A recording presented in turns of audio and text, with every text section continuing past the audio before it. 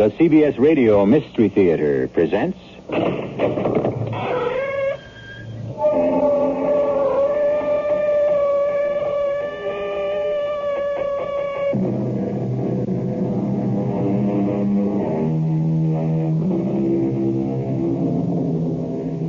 Come in. Welcome. I'm E.G. Marshall. The fantasy world of a child. All diagonal squiggles of shimmering color, the effervescence of cascading balloons, mint candy sticks and sugar trees, gingerbread houses, and yellow brick roads. Or something dark and terrifying, because the logic of a young mind has no moral strictures yet to shape it. That's what this story is all about. Which is which? Yes, Mr. Charles. I heard you. I knew you wouldn't leave me. Mr. Charles?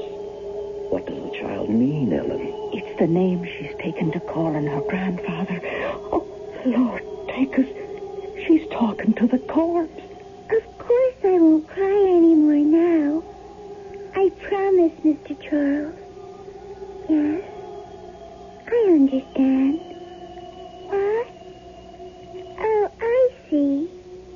Well, then, goodbye for now, Mr. Charles. Lisha, child, what are you doing in here, talking to the dead?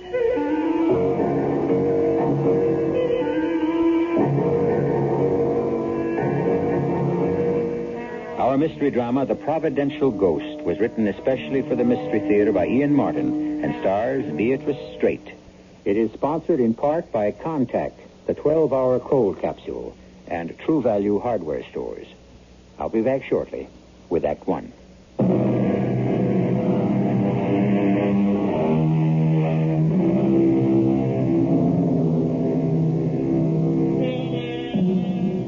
Silver Birch Hills is the kind of exclusive community you will find within a comfortable limousine ride of any large American city. Very private people who want to be hermetically sealed in a private world. Huge estates, accumulated wealth, frozen attitudes about life that go back generations. Great for the people who like to think they're the only people, but not so wonderful for little girls of 10, full of curiosity and excitement about life. Like Felicity Depew Miller, who may never know how lucky she is that she has Ellen Gardner in her life. And, of course, that lovable old recalcitrant grandfather of hers, whom she calls Mr. Charles. What's he saying, Mr. Charles? I should think he's saying thank you for the peanuts. And isn't it a lovely day since you came along, Felicity? There you go again. Don't call me that. It's your name. And I hate it. It's a nice name. It means happiness, joy, good luck. Just the same, I hate it. The way you don't like me to call you Grandpa. Or like that. Well, Grandpa and Grandfather makes me sound old and creaky and falling apart. Which you're not. And Felicity makes me feel the same way, which I'm not. So you promise to call me Lisha. Yes, I'm your Mr. Charles. Right on. Hmm? That's the thing they say now. Right on. Oh, what's it mean exactly? I don't know. But if you say it, it means you're not no pope, like Aunt Sissy or Aunt Jane. Well, I don't know how I ever fathered them, but there they are. All right, Lisha. That's better. See, even the elephant agrees. Well, animals are smarter and nicer than people, especially elephants. Right on, Mr. Charles. You made your point. But why Charles when my name is Henry? That's only one of your names. I saw all the others in the big family Bible. Oh, good Lord. Well, forget those. Still, why Charles? Because Mr. Charles is my panda. Oh, yes, of course. See?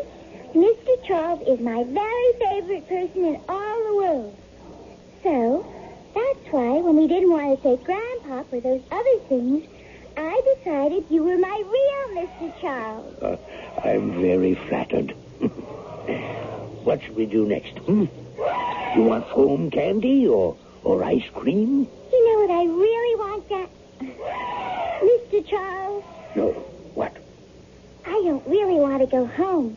Because it isn't like a home now. It's a big, gloomy old barn. I've got to admit that, but still. I liked it enough when Mom and Pop... But after they went away, there was just you. Well, now, there are your aunts. I hate my aunts. I hate them. Well, dear me. I don't know I altogether blame you, but you do have Ellen and me. I know. And I love you both. It's just, You what, dear? I just don't want to go back to Lakeview House. But that's your home. Not since Mom and Pop. Aunt Sissy and Aunt Jane said I have to say went away. That isn't how it was. They died. They were drowned. Come, Lasha. Let's not think about that. We're out for a nice day at the zoo. Mr. Charles, what's wrong? Nothing, little one. Not a thing. But you look all white and sort of papery. Oh, that won't do at all. I'll just take a magic pill. You'll see. I'll look all ruddy again. I'm scared, Mr. Charles. Oh, whatever for? If you ever went away like Mom and Pop, I don't know what I'd do to be safe. Safe? Just you and Ellen. That's all that keeps me safe. And if you weren't here, maybe Ellen wouldn't. Wouldn't what? Wouldn't be here. So you see, you just can't leave me. Oh, I promise you, I never will. Elliot. Keep quiet, Henry. No, I'm on your damn diet. No booze, no cigarettes, nothing but pap to eat. I can't dilate my arteries just to please you. And call me Charles. Charles? What for? It's the only name that means anything to me. It's what my granddaughter wants to call me. And I like it. Okay, Charles, if you want it. How long can I live? How the devil can I answer a silly question like that? I can't die, Elliot. It's Lisha. Lisha? My granddaughter. Oh, Libby's child, Felicity. It's a whole new deal. I'm Charles and she's Lisha. Huh? Whatever you say, Charles. I'm going to ask that question again. How long? Okay. The general condition you're in right now, you ought to be in a hospital. You could have another heart attack any day. And the next one's pretty sure to be the last. Well, I have to last long enough to make sure Lisha grows up safe. what are you so worried about Lisha for? She has your housekeeper and your other daughters to bring her up. Oh, Ellen is fine. But Sissy and Jane are something else again. Well, what's the matter with them? They're fine church-going women who have forgotten, if they ever knew, how to be a child. They're sour as buttermilk. You're too hard on them. Maybe, but in turn I find them too hard on Lisha. If she were left alone with them, well, as I say, I'll just have to make sure she isn't. It really is too bad, Sissy. Missing lunch. And now the tea is getting cold. Well, why don't we just pour, Jane? I think we will. Where do you suppose he is? I don't know. But didn't he have an appointment with Dr. Farnsworth? Well, that was before lunch. Oh, you don't suppose... Oh, nonsense. If anything had happened, of course, we would have been notified by now. Well, just the same, he isn't well. Well, it isn't his physical health I'm beginning to be concerned about. I think he's held out surprisingly well after the last attack. It certainly has surprised me. I thought he'd be gone within a month after Libby. Oh, don't remind me about her. That's all over and done with, Sissy. But she was my sister. And mine. Now, let's put Libby out of our mind. She's gone forever. Our concern now is with Father. What worries me is that he's slipping in his mind. Papa? Yes.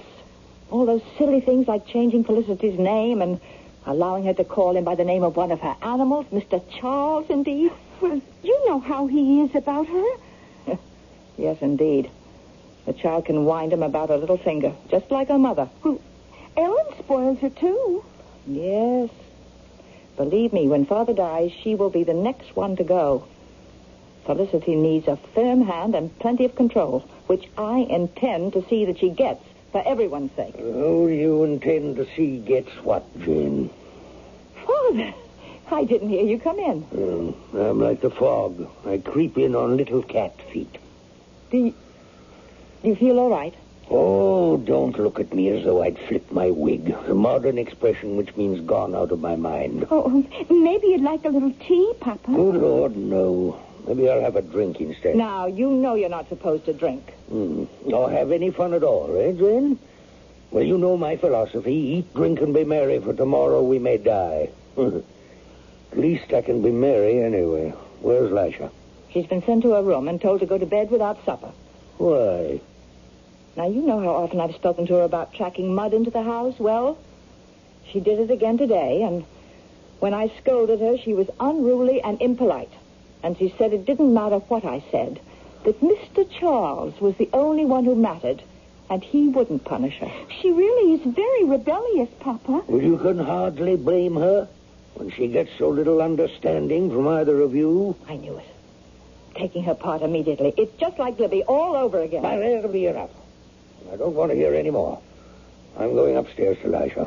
I suppose you're going to countermand my orders. She has to get a little love from somebody in the family. I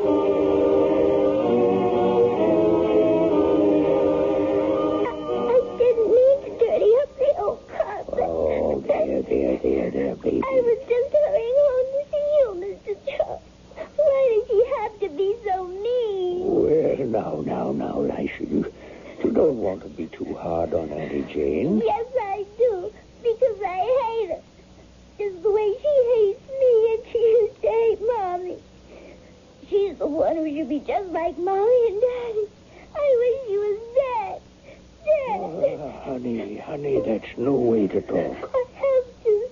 Because, don't you see, Mr. Charles, if you ever went away like Mommy, then she'd want to get rid of me.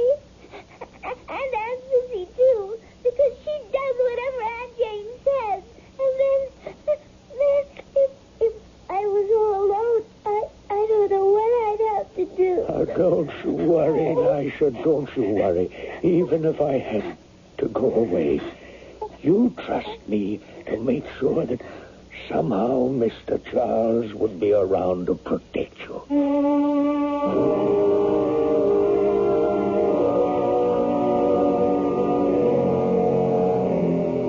How can he promise to be around to protect her?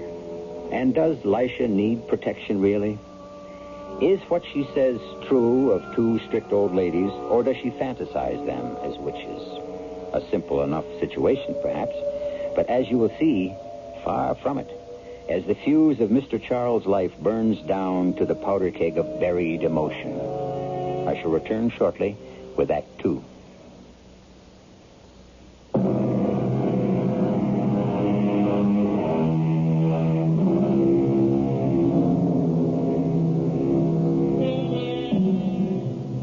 Lisha has been left temporarily to the comforting arms of Ellen, the housekeeper.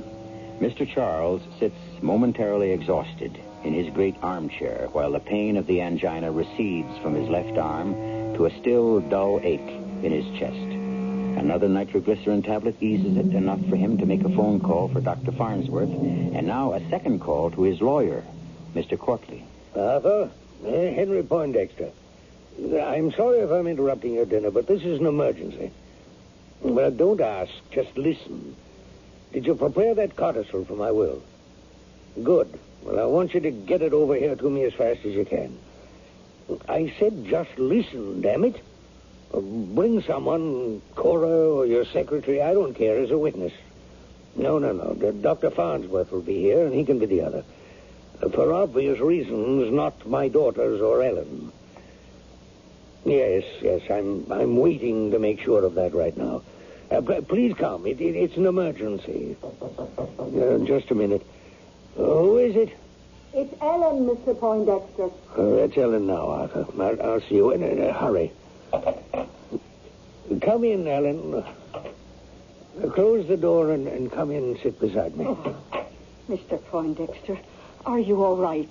No, Ellen, I'm afraid I'm not. Oh. No. The doctor's on his way. Let him see what he can do for this heart of mine. I need you to set my mind at rest. Anything I can do, sir, you know that. First, how's Lisha? She's asleep or I wouldn't have left her. I got her calmed down some. Mostly it was sheer emotional exhaustion. She's high-strung, like her mother. Well, it's that mind of hers. You know, it gives me a start sometimes how grown up she is for 10 years old. And I want you to do something for me. If it's in my power. I want you to be Lisha's legal guardian. She's my sole heir. Oh, but what would I have to do? Be responsible for Lisha till she's of age, or till she gets married. You mean almost like I was her mother? I mean, I hope exactly like.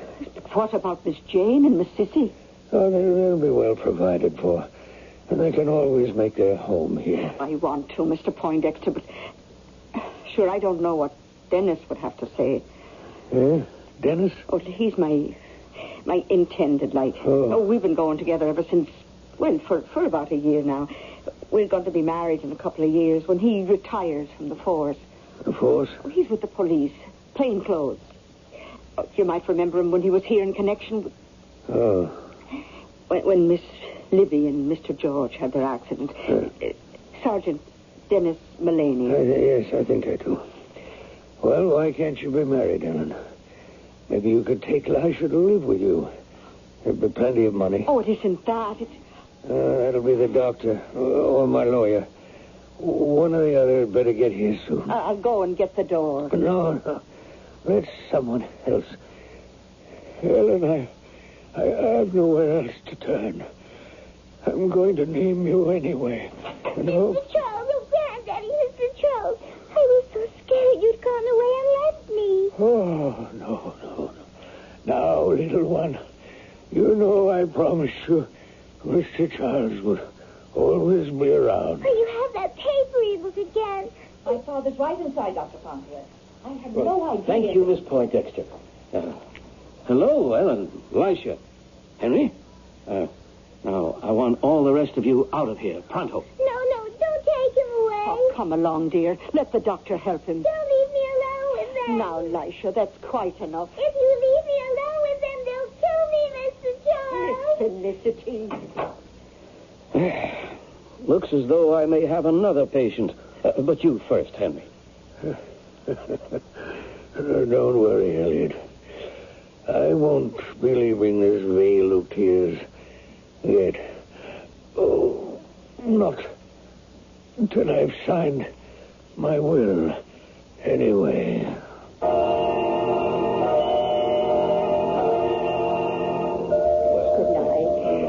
Thank you all for coming to pay your respects. Thank you. The funeral will be tomorrow morning, 11 o'clock, at St. Andrew's Cathedral. Thank heavens. I hope that's the last of them, Helen. Oh, Mr. Poindexter, I had so many friends. Yes. My father was somebody.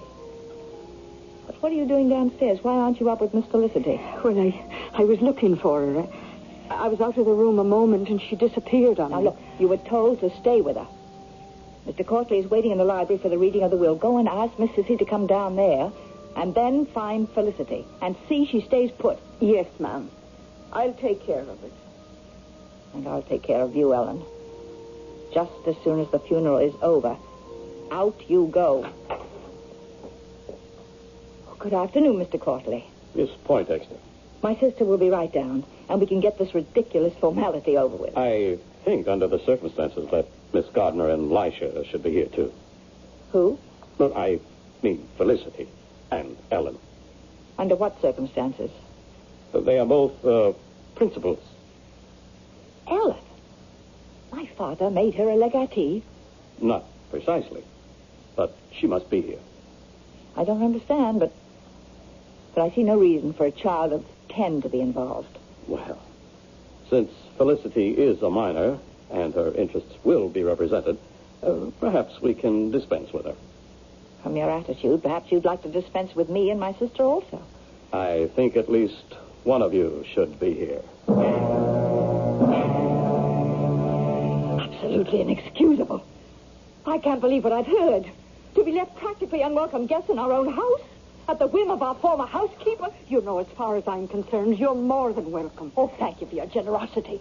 But will we be received with joyful open arms by our niece? Oh, sure you will, ma'am. Now, you give me the chance. I'll bring her around. You can't be seriously considering fostering this madness, accepting the terms of this will. He must have been out of his mind. I assure you he was not. In no sense. I have affidavits from Dr. Farnsworth and 2 psychiatrists your father insisted on having examined him the day before this will was signed and witnessed. You mean there's nothing I can do about this? In my legal and personal opinion, not a thing. That's something which we shall see about. Well, Ellen, it looks as though you're going to have a rocky time. If there's any way I can help... Oh, I'll manage. And I'll have to talk to you later, Mr. Courtley. Right at the moment, if you'll excuse me. It's Lisha I'm worried about. I don't know where she's got to, and she's that upset I've got to find her. I'll walk out with you. You know, this is a tremendous responsibility that's been thrust on you. I think if you have a lawyer or some friend that's close, perhaps you ought to talk it over with... I will, but wait a minute. Yes, Mr. Charles. I hear you. I knew you wouldn't leave me. Mr. Charles. It's what she's taken to calling her grandfather. Oh, the Lord take us. She's in talking to the corpse. Of course I won't cry anymore. Now I promise. Yes. I understand. What? Oh, I see. Well, goodbye for now. Lisha, child, what are you doing in here? Just talking to Mr. Oh, Charles. now, come away, dear. This is no place for a little girl. It's all right. I don't have to cry anymore now. What do you mean, now? I mean now that I know Mr. Charles hasn't really gone away. He just talked to me and told me I shouldn't be afraid. Would you excuse me, please? I have to go upstairs to my room and think about all the things he told me. Is that child all right? I don't know. The 3 people she loved most in the world, taken away from her in less than a year. I'm not wise enough to know what that might do to the mind of a child, especially one as sensitive as her.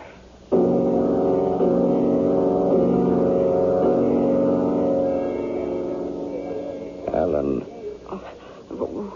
What is it, Dennis? You're not eating your dinner. Oh, I'm sorry. It's just, there's so much on my mind. Well, I thought we were after settling that. I mean, you being guardian and all. I told you it's all right with me. I know, Denny. It's sweet you were about it, too. Isn't that worrying me for the moment? Well, what then, sweetie? Well, I don't even know if I should be away from her tonight. Well, sure, it's your regular day off, isn't it? Oh, yes, but I don't know if I should have left Lisha alone.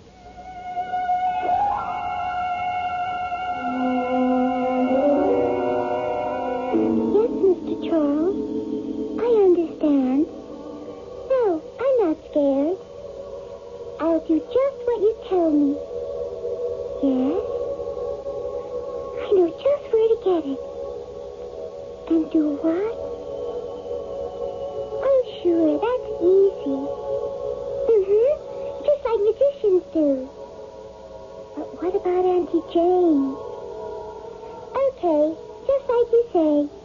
One thing at a time. Goodbye, Mr. Charles. I love you, too.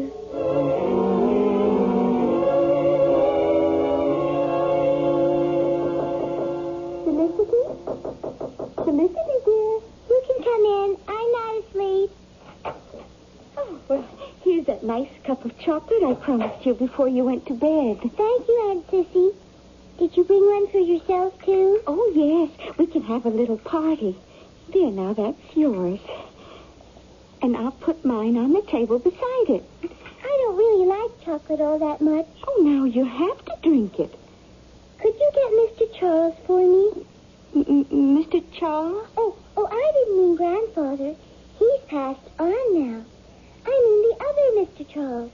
I left him in the bathroom. Oh, of course, dear. Your big woolly panda. I'll get him right away. Only he's not. I'm talking to you, Mr. Charles. My real Mr. Charles. I'm doing what you said now. There we are. Mr. Charles in person. You suppose he likes a nice hot chocolate, too? He doesn't like it much either. Oh, well, then let's just show him how good it is.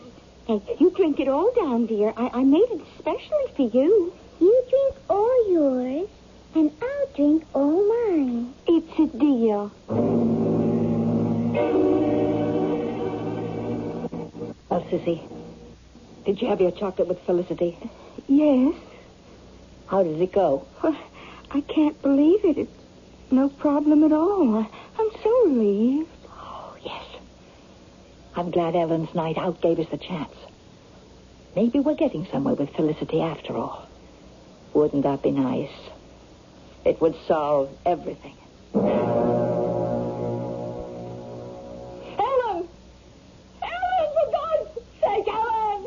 Yes, well, what is it, Miss Jane? It's Sissy, it's my sister. Call Dr. Farnsworth. At 6 in the morning. I don't care if it's the middle of the night. Get him here, get the hospital, get someone. I think she's dead.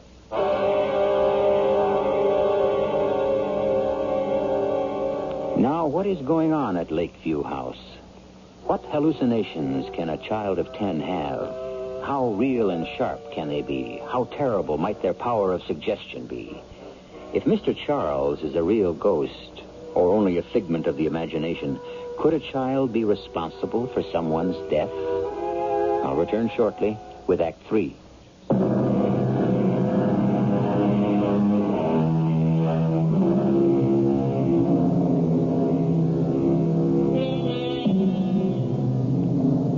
In her bedroom, Sissy Poindexter lies dead. Lisha has been mercifully packed off to school, as usual, to protect her, however briefly, from this new shock. And among the unexpected visitors at the house are Sergeant Dennis Mullane and, of course, Dr. Farnsworth. Well, Doctor? No question, Miss Jane, as to the cause of death. Cardiac failure. But that's impossible. It's been a long time since I examined either of you. I think perhaps I should do an autopsy, if you'll give me permission. No. Why not? I will not have the body of my sister desecrated. It might help to know why she had cardiac failure. How? Will it bring her back? No, let well enough alone, Dr. Farnsworth. This family has a curse on it. Leave us to handle it in our own way. Now, why do you suppose she's all that vehement about it? Who are you? Oh, I'm sorry. Sergeant Dennis Mullane. You'll remember we met on the sad occasion of the drowning of Miss Poindexter's young sister, little Elijah's mother, and her father. And that Ellen and me are engaged to be married. Of course, yes. What are you doing here today? Well, like I say, Ellen and I are engaged, so naturally I had a particular interest. And then again... Are you hinting at anything? I don't know. Why should you want an autopsy? I can give you the same answer. I don't know, for sure. Are you going to issue a death certificate without one? I reckon. No real reason why I shouldn't. Could you hold it off till tomorrow? I don't know if I want to. Why should I? Well, let's be frank, Doctor. For whatever our own reasons, we both think there's more here than meets the eye. I need a little time to trace a couple of things. I'm going to sign the death certificate. Heart failure. It happens even as early as 50. You got any more to say? Yeah. Let it go till tomorrow. You can sign it then. There's nothing to lose.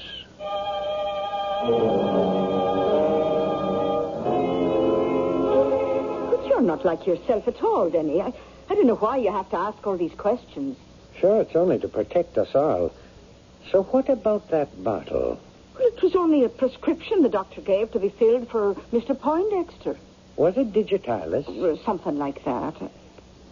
Just before he died, he'd gotten a whole new bottle of pills? Yes, I picked them up myself. And after he died, was the bottle still there? Of course. When I cleaned up his room, I put it in the drawer by the bed. Is it there now? I suppose. Well, it's not. It's here. You took it from the drawer. I did not. I found it in the pocket of Miss Cicely Poindexter's dressing gown. Well, what would it be doing there? Well, now, that's what I asked myself, since it's empty. Did you know that digitalis in an overdose is a fatal poison for anyone, heart case or not? No. And didn't you tell me that Miss Sissy and the little girl had chocolate together last night? Didn't she tell you that? Yes. The pills would dissolve very easily in a hot drink, and they'd have no taste. Not in chocolate, anyway. But sweet Mary herself, what are you trying to say? That Lisha might have had something to do with it? A childless hen? I'll not believe such a thing of my little Lisha. Oh, I don't want to either, Ellen. Miss Sissy didn't die of natural causes.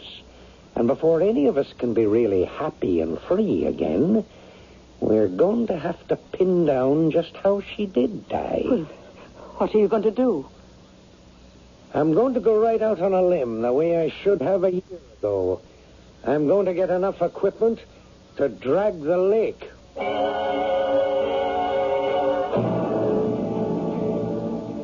Yes, Mr. Charles. I understand. No, I'm not worried. I guess if it hadn't been Aunt Sissy, it might have been me. But who should I tell? Okie Smoky, I'll just hang tight till you get back to me.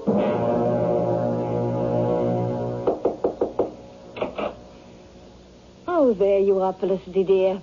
I was looking for you. What for? Why, Ellen has to drive in and do some shopping, and she thought perhaps you'd like to ride with her. That's funny. What is, dear? Ellen just told me she was going to have a bit of a lie down. A what? A lie down. That's what she says when she means a nap. Oh, well, she's changed her mind. She's down in the car in the small garage. She was just starting it up, and I was telling her some last-minute things, and all of a sudden she thought you might like to go along. Oh, I would. Well, then let's go down to her. I have something else to arrange. Is it just to Poulter's Farm? Oh, no. You'll be going further than that. Quite a long way, in fact. I don't care. I don't care if we never get back. Such a nice thing to say, Felicity. And you know something? What? Neither do I. She shouldn't let the car run with the garage door closed. At school, in Safety First, they told us it's dangerous. There's a gas that could kill a person. Why? The things they teach you at school nowadays. But they're perfectly correct, Felicity. It's exactly what it's going to do. You pushed me. You scraped my knee. Don't worry. Soon it won't hurt at all. Nothing will hurt you anymore, Felicity. Going somewhere, Ellen? Oh, Miss Poindexter. Well, yes, I just wanted to see if Lisha was all right. You won't have to worry about Felicity, or Lisha, as you call her, anymore. What do you mean? I better go to her. No. It's too soon. That's a pistol. That's just what it is, and pointed at you, Ellen. Oh, what for? Oh, don't be alarmed. As long as you do as you're told. You see, you're not mistress of this house. No matter what the will said, I am. So back up, into the room, and sit down. I don't understand. And while we're waiting, I'll try to make it all quite clear. Make what clear? What we're waiting for, of course. Miss Jane, you really... Shh. Quite still. And don't think I'll be afraid to shoot. I have before, you know, when I killed Felicity's mother, Libby, with this gun, and her weakling of a husband. Oh, killed them? But they were drowned in an accident. Yes, that's what everyone thought. Just as I told Sissy we could make them think. You remember that day, don't you? Oh, I'll never forget it. I was away with Lisha at dancing school when we heard. Quite right. Father was in bed with his first heart attack.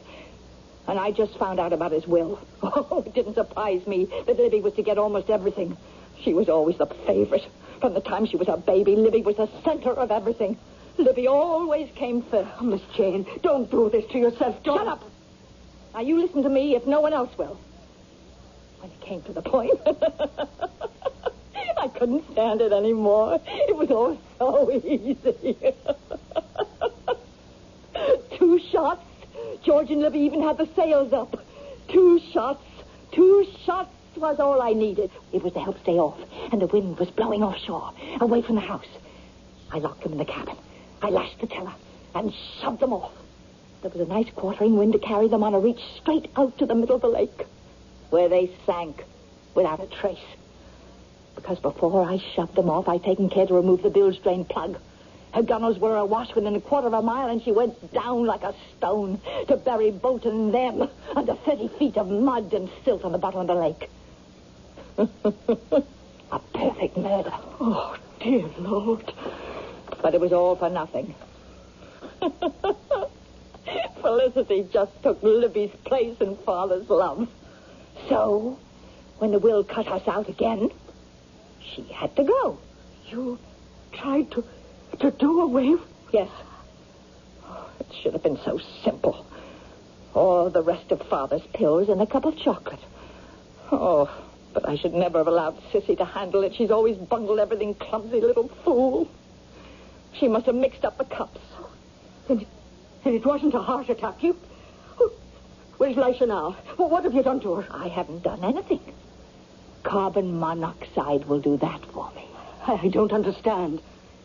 She's locked in your little garage. The connecting door to the house needs a key. The overhead door is far too heavy for her to lift. And the car is running. Oh, Mother of God. Don't look so stricken, Ellen. It's a very gentle way to die.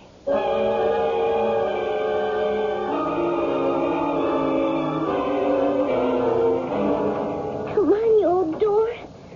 I can't open it. Oh, Mr. Charles, where are you when I need you? Now, don't get panicky, Elisha. You know I'm always around. It's getting awfully hard to breathe, and I feel so sleepy. We'll soon fix that. The way we did before. You mean when I switched the chocolate cup? Something like that. Now, think. You remember the day we came back from the zoo, and I forgot my house keys, so we couldn't get through the garage door to the house? Yes. Oh, yes.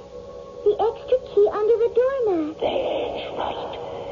Take that and open the door, and then be sure to close it tight behind you. I will, Mr. Charles. You're going to hide till Aunt Jane comes down here. And as soon as she does, you go let Ellen out of her bedroom, and the 2 of you take my car and run for your lives.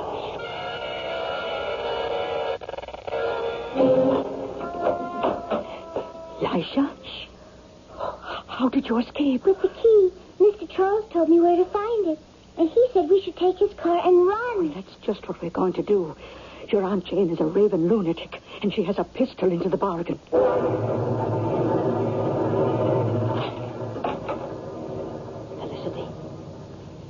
Felicity. If she could hear me. But where is she? Not in this corner. Under the car. No. She couldn't have escaped. What's that? Who shut the door? Got to get the key. Open the door.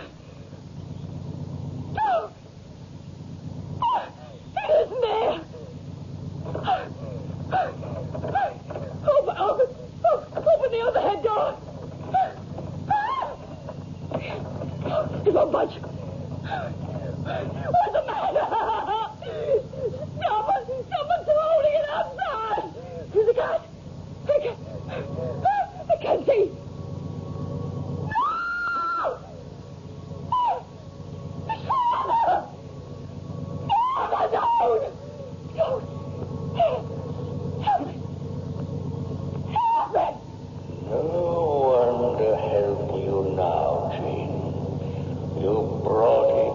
Yourself.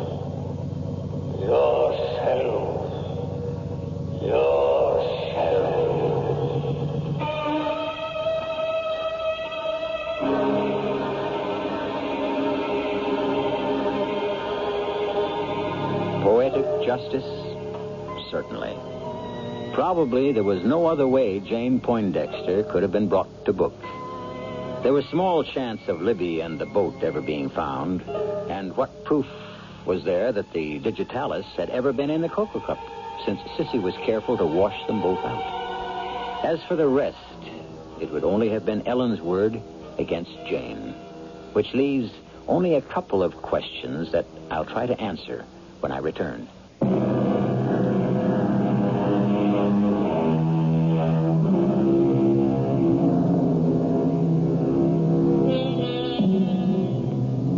What happens to you at 10 can color your life. But a child also has amazing recuperative powers and the capacity to forget. Growing up as Dennis and Ellen's child, for they adopted her as soon as they were married, there were too many sunny days in Lisha's life for any dark corners to remain. One thing she never did forget, and that was her beloved Mr. Charles. As for Mr. Charles, was he only an echo of the common sense he had taught his granddaughter, or was he a real and most providential ghost?